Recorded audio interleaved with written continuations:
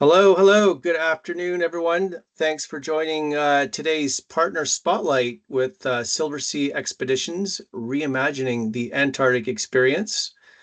We have here everyone on mute and camera off. The only two on camera are myself and Conrad, who I'll introduce in a second. Thank you to everyone for joining today. Thank you to all those who've submitted your questions ahead of time. We will try to address those, and we've tried to weave them into today's webinar and live Q&A at the end.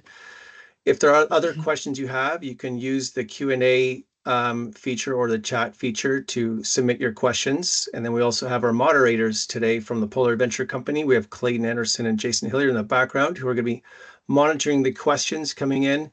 And we'll try to address as many as we can at the end. And if we can't get to them, we'll personally do some outreach at the end to get back with everyone's questions. But in the meantime, let's get started. What are we covering today? One too many. Well, first of all, before we cover what today is, let's talk about who we are. I'm your host, Thomas Lennartz. I'm the partner and managing director, one of three partners here at the Polar Adventure Company. I've been doing polar expeditions for about good 22 plus years. Started in the Arctic doing wildlife safaris, guiding, expedition leading. Started a Arctic safari tour operator company. Have also recently been at Cork Expeditions as the VP of Sales and Client Experience, and now my newest incarnation as a partner and managing director of the Polar Adventure Company. Really trying to fulfill my passion of trying to match people up with the experience that's right for them in the polar regions with the right operator. And I have here a special guest today. I'm so honored to have Conrad Combrink, the Senior VP of Expeditions, Destination and Itinerary Management. That's a mouthful, Conrad. It really is. Yeah, it's Conrad, like honestly, it's you've been a titan in the industry. Your fingerprints are all over the Silversea experience. Silversea has been around for a good 16 years, and I think you're really integral in shaping the experience and really bringing the vision of the Silversea luxury experience to Antarctica and really reimagining what Antarctica experience could look like. So welcome. Thank you so much. Have I missed anything out? No, thank you so much, Thomas.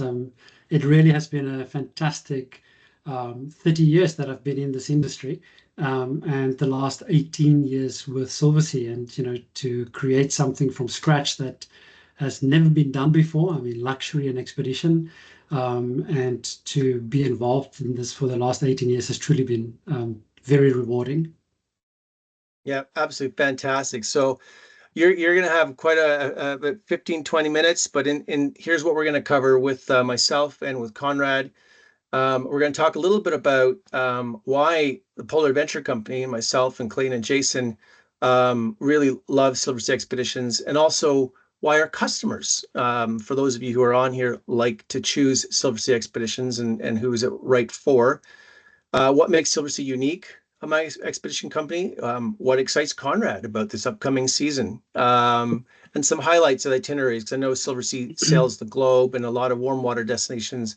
Today, we're talking mainly about Antarctica, and notably some focus on the Antarctica Bridge experience, flying to Antarctica. And at the end, live Q&A. Now, not voice live. Everyone can type in their questions and we'll answer them afterwards. So I wanted to start a little bit about the point of view of the Polar Adventure customer, like who chooses Silversea Expeditions. And generally speaking, and probably, Conrad, you can validate the type of demographic of who the typical client is. Now, there's also outliers, but typically, they're typically 55 plus, kind of seeking that ultimate exploration on your travel list. Mhm.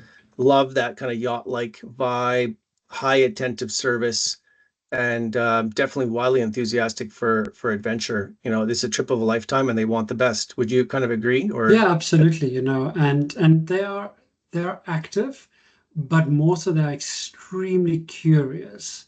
And so that's what makes it such a wonderful, any expedition for that matter. You've got like-minded individuals, but I would say our guests want to leave our care feeling enriched.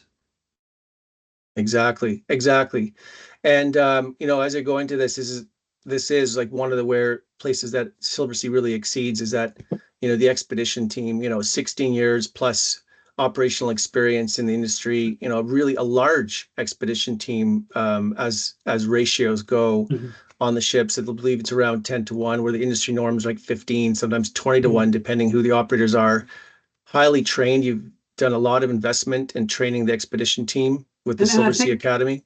Thomas, and I think for me, it was coming from a background of working on ships Yep. for the first, 15 years of my career and being an expedition leader, um, and not always having everything perfectly aligned in terms of delivering the experience.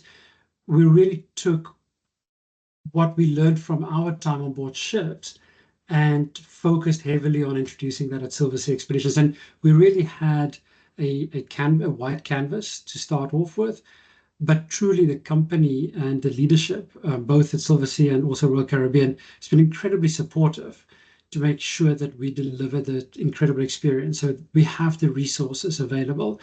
And that's why you see these incredible ratios. It's really industry leading. Yeah, it's really impressive, really impressive. And ultimately, that's the brand promise that myself and others, and customers who see that, it's that kind of ultra luxury for an ultra expedition, um, for really that seamless, hassle-free, end-to-end one-touch solution. And, I what we love to see is that innovation in itineraries and logistics. I mean, I would say Silversea is probably one of the masters of logistics that makes the difficult seem easy. And part of that is the whole Porto Williams new port investing in. It's a groundbreaking new Antarctica gateway, first one in over 28 years to come. I mean, it's always been there, Porto Williams, but it's just Mhm. making it, how to make it work with the Mhm. lack of infrastructure that it had. And Silversea's really investing in that port to make it Yeah. easier for guests to access Antarctica. It's You know, it's really Thomas, great. you know it, I know it. As long as I've been in this industry, everybody was always talking about how do we move out of Ushuaia, where it's extremely congested, and how do we move into Port Williams. There was seemingly barriers that would be impossible to overcome to make it work. The reality is we invested a lot of time, resources, working with the Chilean government. And in fact, really, it was just before COVID that we made the decision to do this. And COVID allowed us actually the opportunity to pause and really work with the Chilean government, with the regional government, the local governor, the local mayor, and really plan how we would operationalize Port Williams. And in fact, COVID gave us the perfect excuse because it was in a bubble that we were able to operate and we proved the concept. And we are the only company right now operating out of Port Williams. And, our seamless journey down to Port Williams also gave us an opportunity to reimagine the guest experience all the way down to Port Williams and back. Yeah. And really these little details, it's really hard for someone to understand if you haven't been. But I think once you get into planning your trips on how to get from the US, typically the US, down to Santiago and then Mhm. down further to get onto your embarkation and then what you do. And it's really is a well planned, and I can really see the future of how Porto Williams makes it Yeah, easy. no, absolutely. In addition, and because I know we're tight on time, I want to give you all the platform you've got too, but excellent ships, phenomenal gastronomic excellence, multiple dining options, in-room dining, attentive personalized service. I mean, butlers, one-to-one crew guest ratio, all the elements have really been thought through and how to really elevate the guest experience on board, without compromising the off-ship experience with the expedition team. So it's a really nice blend. Um, so ultimately, what I'd like to do is just hand it over to you. You're going to talk a little bit about what's coming up and some of the itineraries and the overall Silver's vision and that you're delivering to the team and to guests, and then we'll round it out at the end with some questions. Absolutely. And thank you for the opportunity to be here today and talk a little bit about, what we believe is truly the ultimate way of delivering an expedition. I am trying to share my screen here. So if you give me a second, it seems that we have a little bit of a gremlin.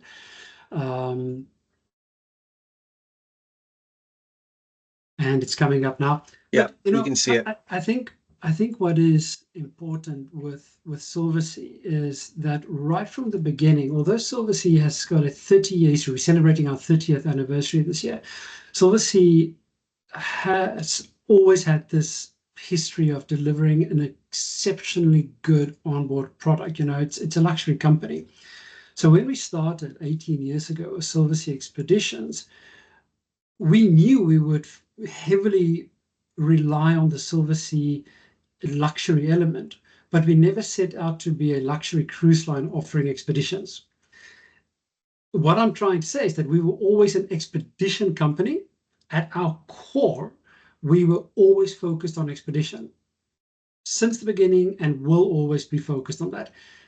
But we do it from a luxury platform. So there's a big difference for us to be a luxury company trying to do expedition and an expedition company offering this incredible Silversea experience. And that really is the difference with Silversea. You know, we have the pillars of every single product that we design. You know, we focus on our research and development. We'll never go anywhere unless we have a deep understanding, whether it's the polar regions or outside of the poles. You know, we have a very clear vision to have a positive relationship with the destination. We spend a lot of resources on our ESG, you know, our environmental social governance. You know, and at Royal Caribbean Group, this is not a nice to have. It really is a way of life. So a very sharp focus on sustainability and our engagement with the destination. And with our itinerary design, we always look at innovative ways on how to improve on those experiences. You know, even in places like Antarctica, where it really is, you know, a very well-known destination, we always look at ways to improve, and we do that through scouting. You know, it is really that destination knowledge that drives our success. You know, when you're in this industry, you all know, and many of us have personal heroes. And one of my heroes, well, actually my hero is Roald Amundsen, and he famously said, you know, that victory awaits him who has everything in order. Luck, we call it. Defeat definitely due for him who has neglected to take the necessary precautions. Bad luck, we call it. And that is so true for me in everything that we do daily. We have to prepare, you know, to the most incredible extent to deliver these expeditions. You know, especially when you go to the polar regions, you know, it is still a dangerous environment. And if you don't prepare, you are never going to be successful. So with that in mind, we actually invest a lot of resources in scouting, even to the extent that we recently chartered a ship, two helicopters, and we sent 15 of our expedition staff and captains down to Antarctica on a 3-week mission to understand the destination better. It's the first time in history that a company has done that. I mean, you know this, Thomas, that nobody has ever invested. We've all just It's a gone huge down there. investment for sure. Massive, you know. And the results was amazing. You know, we sailed about 3,000 miles, just under 3,000 miles.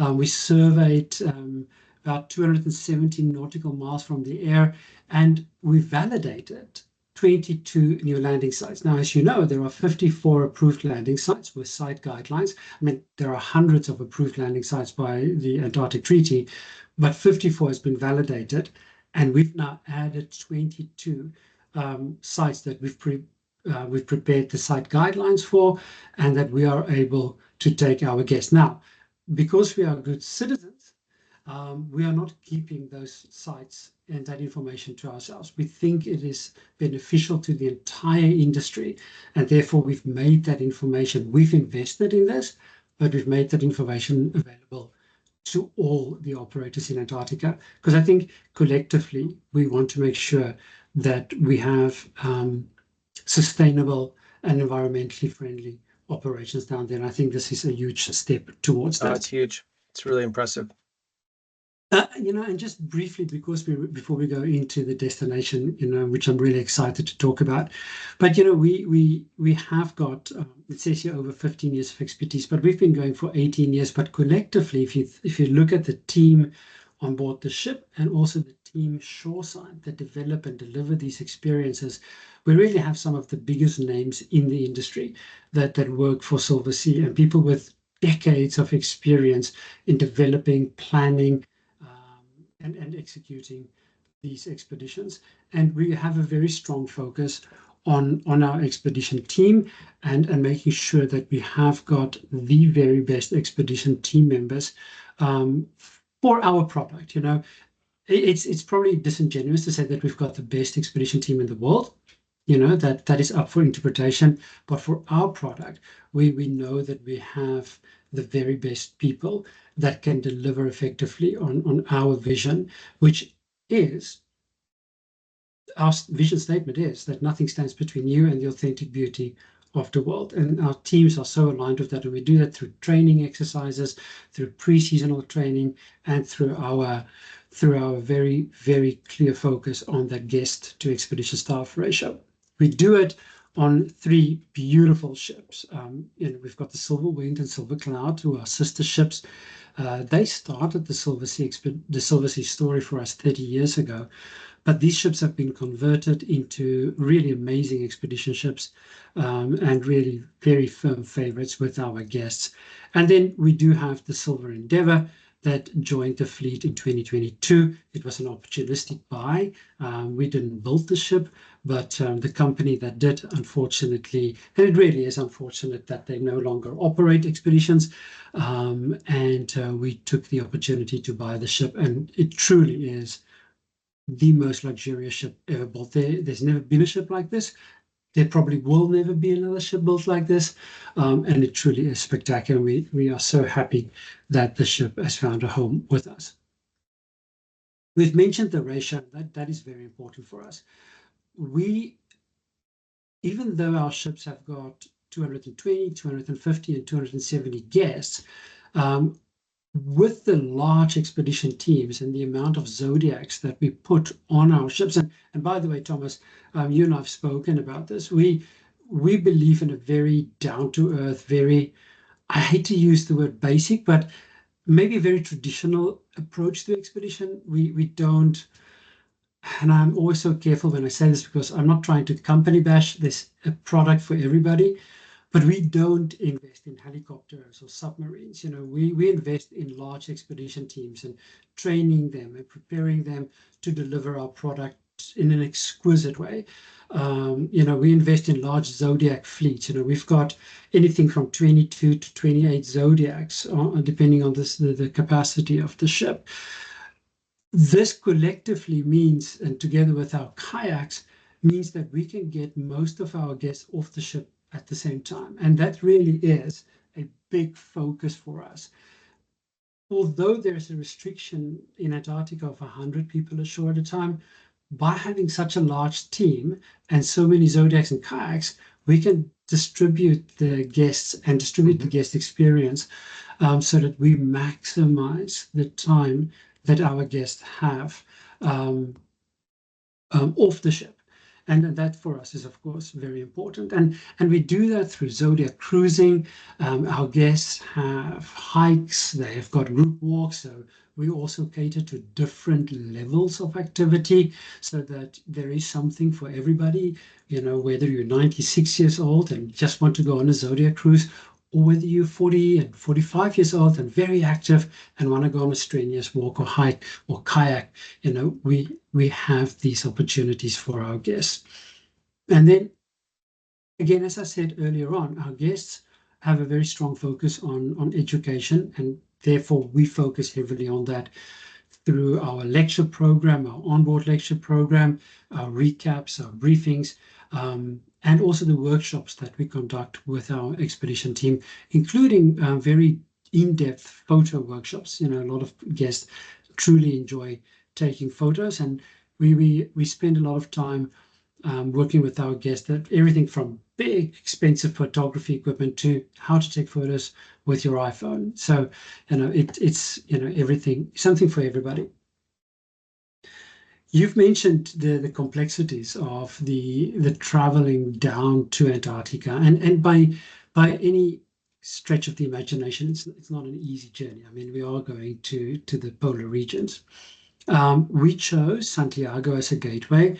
I know a lot of the industry uses Buenos Aires. We find Santiago an extremely easy gateway for Antarctica. It's very easy for us. The hotel properties that we use are very good, and we are able to utilize exclusive charter agreements outside of the airline network that allows us to really dictate the terms of our guests' experience. The time that we fly, the onboard experience on the aircraft. It's catered and designed specifically for Silversea. We use local. In fact, our catering is done out of Punta Arenas. Really allowing us to showcase Chilean cuisine. On our flights we use, and these are small little things, but on our flights we don't use plastic cups. We use proper cutlery, proper crockery. We use beautiful Chilean wines. You will not see a one service tray being plonked in front of you with a cheeky sandwich. It's a proper meal service that we offer. We've also developed in-flight entertainment specifically for Silversea, focused on the destination, that is offered to our guests on this flight down from Santiago to Puerto Williams or to Punta Arenas.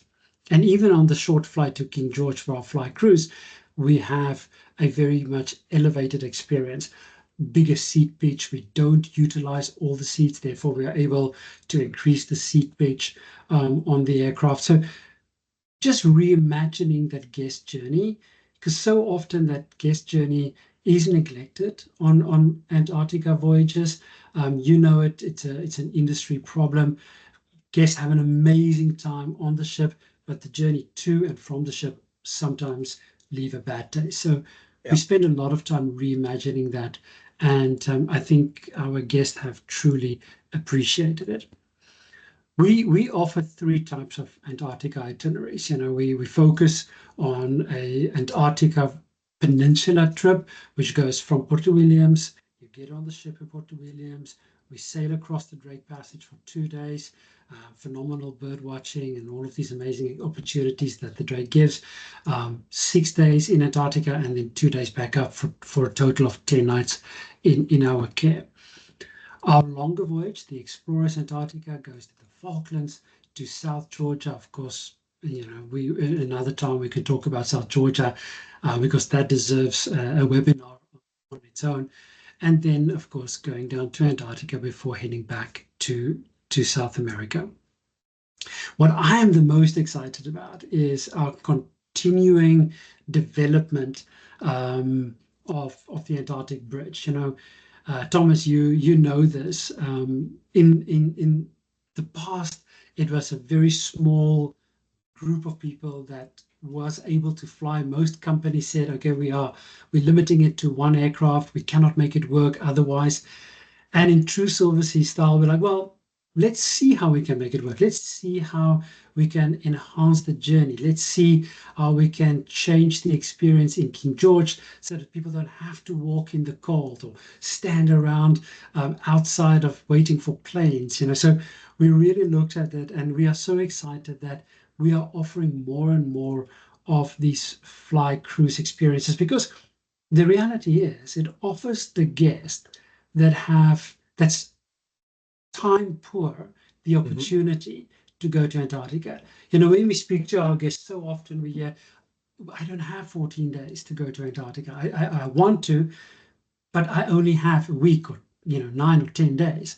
And this product really caters to those guests that want to get to Antarctica, want to have the full 6-day experience, but want to shave off those 4 days that we spent in the Drake to and from. it also allows those guests that might be prone to motion sickness, maybe are a little bit put off by the infamous Drake Passage. I think the Drake Passage has got a bad rap, but I don't think it's that bad, to be very honest. But some people are still seeing the Drake Passage as a barrier, and this product really caters to those. And for us, it's been Sometimes it's incredibly. not even, it's just one, sometimes it's a couple. It's like one is prone to it, the other is not, and it's hindering both to go. One wants to do a life dream. So this enables both to go at the same Exactly. time. It's great. Yeah. Exactly. And we've seen tremendous success to the point that we are moving from one ship offering this to two ships in the near future. So it really is definitely the way forward. As I said, it is a very reimagined journey. The aircraft that we charter is set up for Silversea. It's a very elevated experience than what the competition offers. And I always think about Shackleton's words when he said, "Men wanted for a hazardous journey, small wages, bitter cold, long months of complete darkness, constant danger, safe return doubtful, honor and recognition in case of success." What Shackleton would think of the way we travel to Antarctica now. I mean, it is still that dangerous, inhospitable destination that Shackleton and Amundsen and the other explorers experienced. But we have reimagined it. And I don't think in their wildest dreams would they have ever thought that people would cross the Drake Passage in 1 hour and 30 minutes in comfort, in luxury, arriving into Antarctica and then getting on this beautiful luxury experience. It is truly an incredible, for me, I've been to Antarctica 82 times, and it wasn't until trip number 78 that I actually flew across the Drake. So, 150 Drake Passage crossings, and I was content with that. But it was such a surreal experience to get on a plane in Punta Arenas and step off the plane 1.5 hours later and be in Antarctica, being whisked down to the landing site by bus. 5 minutes later, you get on a Zodiac and you're on your ship and you are ready to experience the journey of a lifetime. Andrew Denton really summarized it when he said that Antarctica is the only place on Earth that really still is as it should be. And it's hard to explain that until you truly have been to Antarctica, until you've Yeah. actually experienced it. I don't envy any of my colleagues that have to sell the product because it is such a difficult emotional experience to convey to our guests, because everybody experiences it differently. As I said, 82 times, and every time I've gone, it has been a different experience. Couples traveling together on the same ship, the same voyage, they experience Antarctica in such a different way. Whether it is being out on deck while the ship crashes through the ice, the Silver Endeavour has got a PC6 ice hull. It's the most phenomenal experience to be in a Zodiac and see and be so close to these phenomenal ice sculptures. And it never gets old, and every single day the ice is just different because it's constantly changing. It is the first time that you're on a Zodiac and you get close to penguins, on an ice floe, or getting close to a penguin colony, a Delhi penguins in Hope Bay, 50,000 breeding pairs, and you hear them, you smell them long before you see them, and to be with your expedition staff that will bring the experience alive, that will truly dive into what you're experiencing. For us at Silversea, we make an effort to make sure that every time our guests are out on a Zodiac, they are with an expedition staff member. So we don't use other crew members to drive our boats. And that, as you know, is a big difference in the industry. Not often do you have this large, knowledgeable, qualified expedition team that drives Zodiacs and able to interpret what the guests are experiencing. Whether it is a humpback whale, swimming in front of your boat, whether it is a leopard seal out on the ice, or seeing the chicks and learning about the short life cycle, or the breeding cycle in the summer. And it is a wonderful, wonderful experience that our guests enjoy, including, and truly, I have to say, I don't get this. I have done this once, and I never will do it again. But it is a phenomenal highlight for our guests to jump into the Antarctic, freezing Antarctic waters. I don't know, Thomas, if you've done it.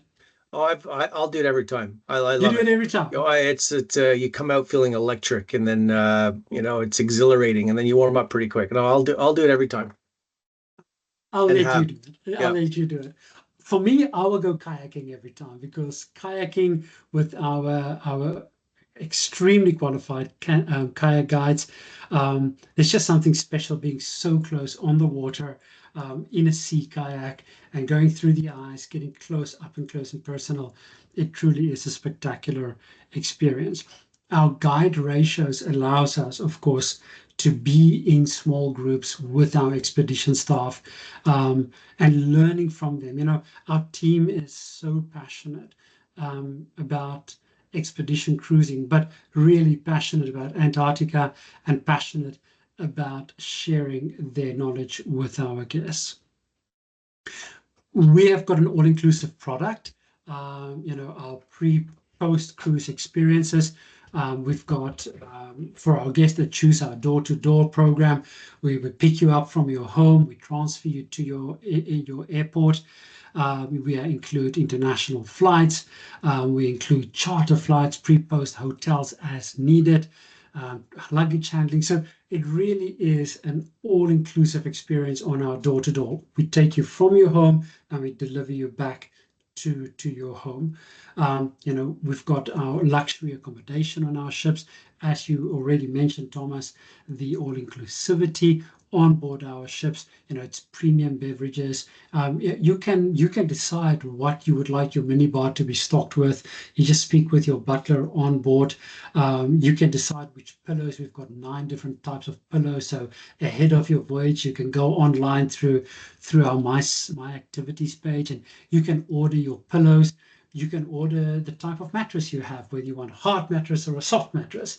You can indicate your drinks preference, your meal preference. So everything is here to elevate the experience and to make this a once in a lifetime journey. We want to take care of everything. We want to make sure that once you are in our care, that you have the most remarkable journey. At the end of the day, we truly believe that we play with people's dreams. So our job at Silversea, whether it is our hotel team, whether it's the expedition team, whether it's the planning team, we take our responsibility of turning our guests' dreams into wonderful memories really very serious, and we go to work every single day with that objective in mind.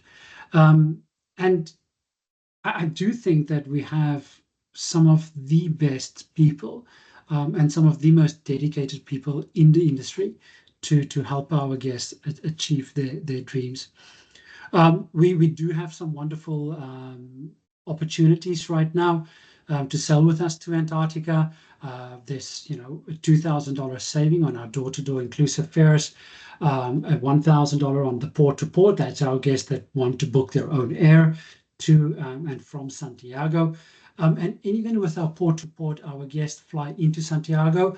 There we take over. So our guests do take advantage of our charter flights. So we take our guests on the charter flights down to Punta Arenas and Puerto Williams. I've been very fortunate over the past few years to travel to Antarctica, and it's an area of the world that I'm absolutely not only fascinated by, but I'm extremely passionate about Antarctica. And I've taken this young guy, my son, to Antarctica 3 times now. And it is our goal that when our guests leave Antarctica, that they become ambassadors for Antarctica. Antarctic tourism, I believe, creates an opportunity to create an awareness for the preservation of Antarctica. You know, it's such a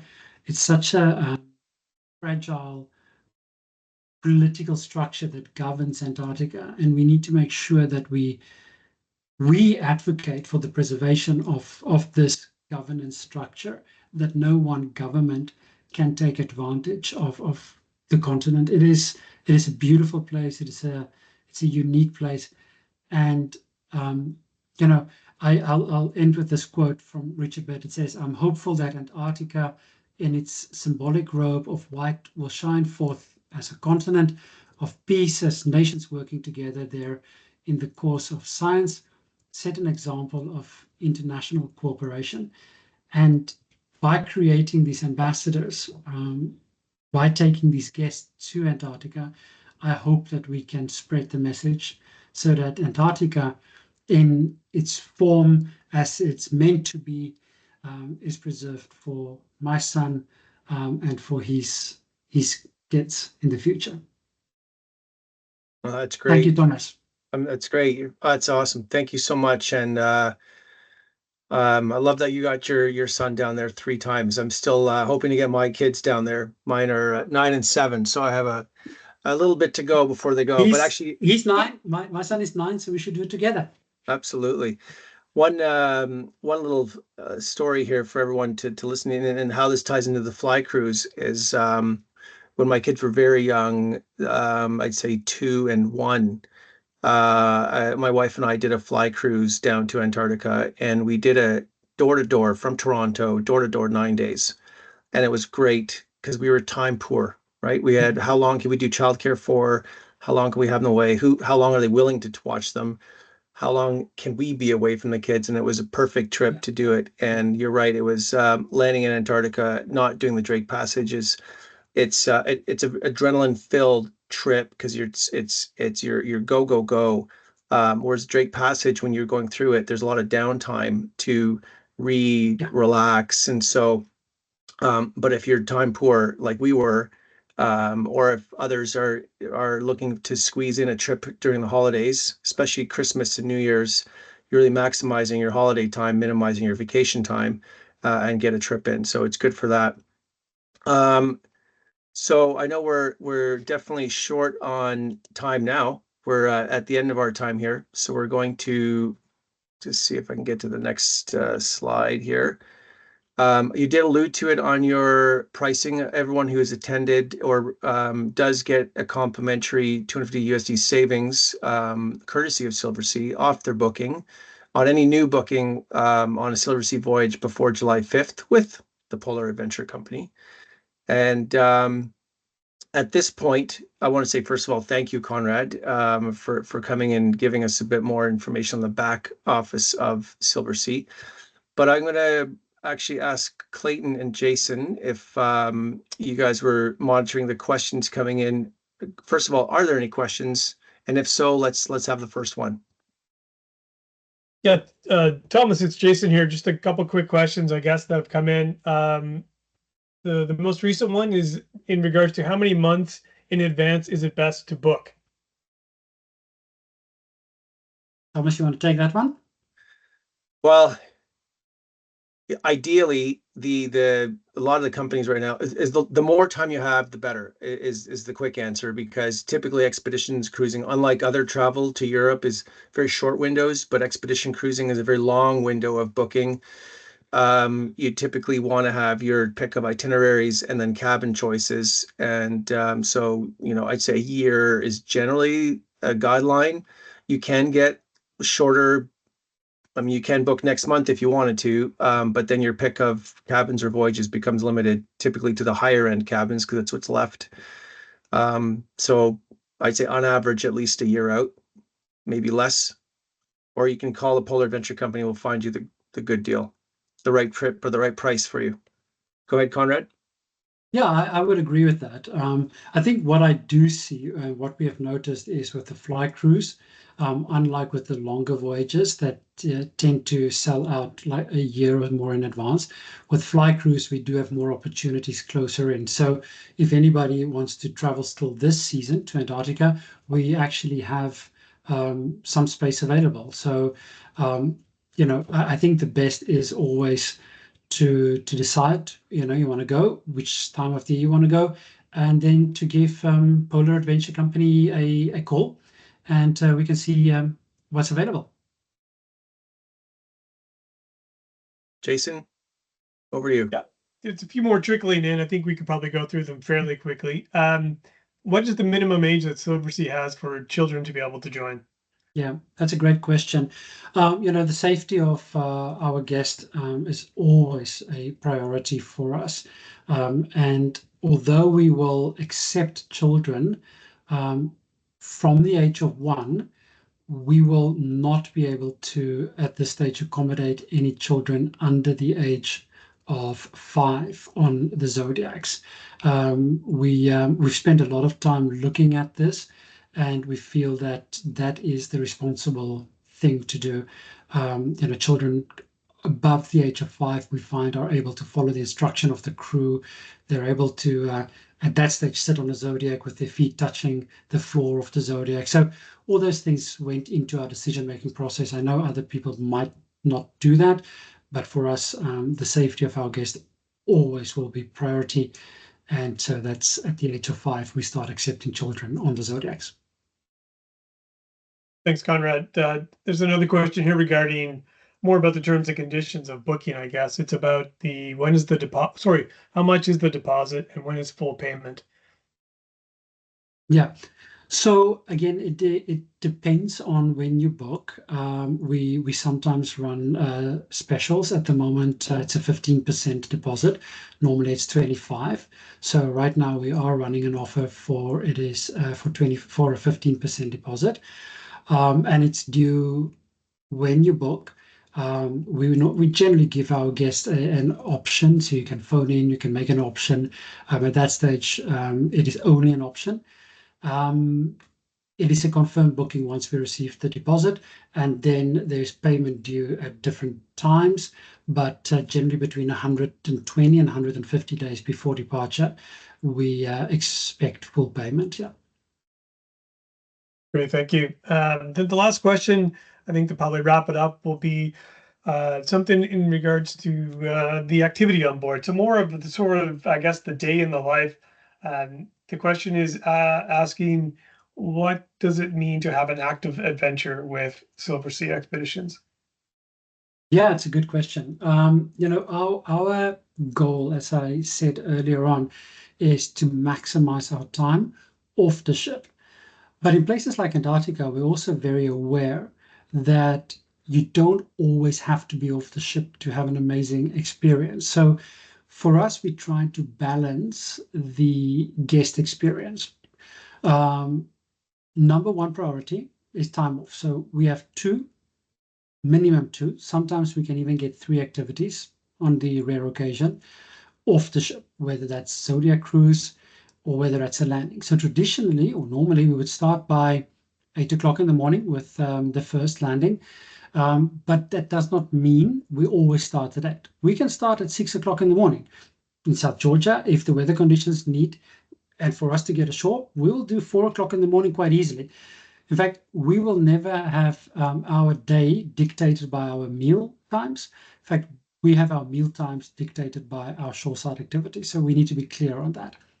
Guests will be briefed every single night by our expedition leader about the activities the next day. But generally, 6, 7, 8 o'clock in the morning, our first guest will be out shore. We are back late morning. You have lunch on board the ship repositions, and then the afternoon we will repeat whether it's a landing or whether it's a Zodiac cruise. And normally, if we go out by 2 o'clock, after lunch by 6 o'clock, 7 o'clock, we've got everything wrapped up, and then we'll have a recap, a briefing, It's an opportunity for the expedition staff to talk about what they have seen that day. It's an opportunity for guests to ask questions, to share their experiences, and as I said, for the expedition leader to brief the next day. Sometimes we also would like to show the guests a little bit more, and the ships are beautifully equipped. I mean, our ships have got incredible deck space, and they're very maneuverable. And cruising through the Lemaire Channel or the Neumayer Channel, or just in the Gerlache Strait, whale watching is better done from the ship. You know, we must not confuse the idea that the ship transitioning through an area is a bad experience. It's not. So we will sometimes deliberately plan time on the ship to look for whales, to cruise a spectacular passage, to give our guests the opportunity to stand on the bow and sit in the jacuzzi on the bow as you cruise through the Neumayer Channel. So really, we are very busy. And then, of course, we have the lecture opportunities. And those are traditionally in the Drake Passage. It's full on, 3, 4, sometimes 5 lectures a day, workshops. And then once we are down in Antarctica, in some places where we don't get everybody off the ship at the same time, we will schedule a lecture on board the ship while other guests are ashore to give guests that opportunity. And then, of course, the lectures are all recorded, so guests can play that back at leisure from in their suites. That's a long way of answering the question, Jason. I hope that gives you an idea. Well, and also just if I can add to that, Conrad, too, is I guess there's the planned stops, and then, you know, the expedition team advises what's going to happen the next day, and a lot can change between that talk and the next day, and even the next hour, or even while the ship is transitioning. So, for example, the plan was to go to whatever landing site, but on the way you come across a pod of whales, and they're just feeding. So the ship would stop, and you just deploy the Zodiacs, and you get out there and float with the humpback whales or minkies, and that's an experience you can't plan for. Yeah. Antarctica dictates the itineraries, really. I don't remember in my years of leading expeditions a single expedition that went according to the initial plan. You always find new opportunities, and it's so wonderful to be in a destination that we don't control everything. I mean, we're so used to controlling everything, or trying to control everything as humans, but it's not like that in Antarctica. You just have to go with the flow. And our guests, sometimes it's a little bit difficult the first day, but by day 2, 3, everybody is in the adventure expedition mode, and you know, we take it as it comes, and people react very quickly to opportunities. Exactly. Well, we're over 15 minutes over time, you know. I do apologize. But it's always time flies when you're having fun. So, Jason, if there's any more questions, we may have to just pause them for now, and we can get back to anyone else individually. And we'll also send out the recording to everyone who's attended and also wasn't able to attend. Once again, Conrad, thank you again so much for taking the time to spend with us and our customers. It's a pleasure to have you. Thank you. No, thank you so much. Thank you for the opportunity. All right. Take care. Thanks, everyone, for joining. Bye-bye.